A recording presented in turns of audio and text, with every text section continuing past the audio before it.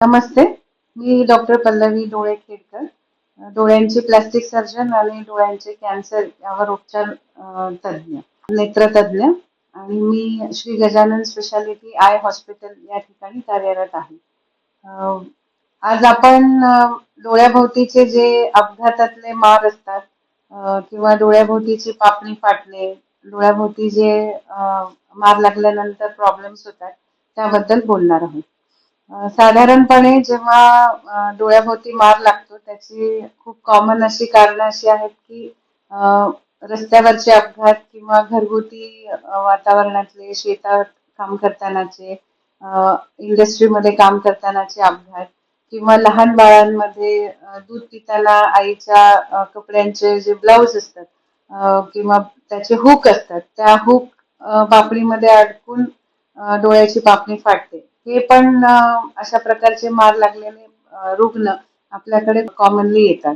दुसरं म्हणजे की डोळ्याभोवती मार हा इतर ठिकाणी जसं आपलं प्रोफेशनल काम आहे किंवा सहज कुठल्याही ठिकाणी ऍक्सिडेंट झाल्यानंतर म्हणजे शरीरावर पण इतर ठिकाणी मार लागलेला असतो आणि त्यासोबत आपल्या चेहऱ्यावर आणि पापणीवर डोळ्याच्या अवतीभोवतीच्या हाडांना मार लागलेला असतो. तर केव्हाही असा मार लागल्यानंतर त्यावरचे उपचार जे आहेत ते साधारणपणे सुरुवातीला आपण पेशंट व्यवस्थित आहे का, त्याचा जीव वाचलाय का, ह्या सगळ्या गोष्टी बघतो. पण त्याबरोबरच डोळ्यालाही तितकंच महत्व आहे.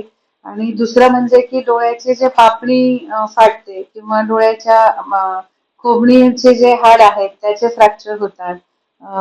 ह्या सुद्धा गोष्टी तितक्याच जिकिरीने आणि लवकरात लवकर बघणं महत्वाचं असतं. ते ह्यासाठी की आपण जेव्हा याची ट्रीटमेंट लवकरात लवकर करतो तर त्याचे जे रिझल्ट्स आहेत त्या ट्रीटमेंटमुळे जे चेहऱ्यावर कॉस्मेटिक रिझल्ट म्हणा किंवा फंक्शनल रिझल्ट म्हणा हे सगळे रिझल्ट खूप चांगले येतात. की डोळ्याची पापणी जी आहे तिथूनच अश्रुनलिका असते.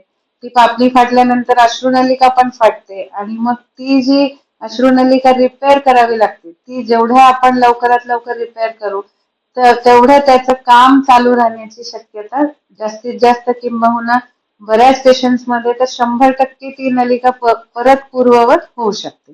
म्हणून हे जेव्हाच्या तेव्हा जर आपण निर्णय घेतला आणि लवकरात लवकर ती पापणी जर रिपेअर झाली, अश्रुनलिका रिपेअर झाली तर त्याचे रिझल्ट चांगले मिळतात.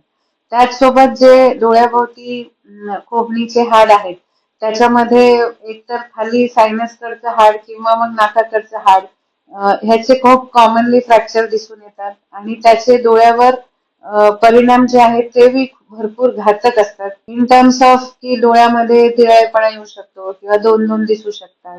तर ह्याची ट्रीटमेंट जर वेळेत झाली तर मग हे आपण टाळू शकतो. त्यामुळे ह्या दोन गोष्टी जेव्हा अपघातात किंवा इतर ठिकाणी कुठेही जेव्हा मार लागतो चेहऱ्याच्या अवतीभोवती तेव्हा ह्या गोष्टी चेक होणं खूप गरजेचं आहे आणि चेक झाल्यानंतर त्याची ट्रीटमेंट होणं हे अत्यंत महत्वाचं आहे. ह्या बाबतीमध्ये जेव्हा आपण एखादा पेशंट आहे ज्याला अपघातात मार लागलाय किंवा बर्न्स झाले किंवा मी आता सांगितलं त्यापैकी कुठलाही मार लागला असेल तर लवकरात लवकर जवळच्या ऑप्थल्मॉलॉजिस्ट कडे किंवा नेत्रतज्ञांकडून डोळ्यांची तपासणी होणं खूप महत्वाचं आहे. ती तपासणी झाल्यानंतर जर गरज असेल तर मग ते पुढे आपल्याला गाईड करतात किंवा मग directly Shri Gajanan speciality I centre येथे फोन करून जर कळवलं तर योग्य तो तुम्हाला मार्गदर्शन करता येईल आणि जर ह्या प्रकारचा मार लागलेला आढळून आला तर मग त्यानुसार तुम्हाला मार्गदर्शन करून त्याची ट्रीटमेंट आपल्या इथे पूर्णपणे करता येईल. धन्यवाद.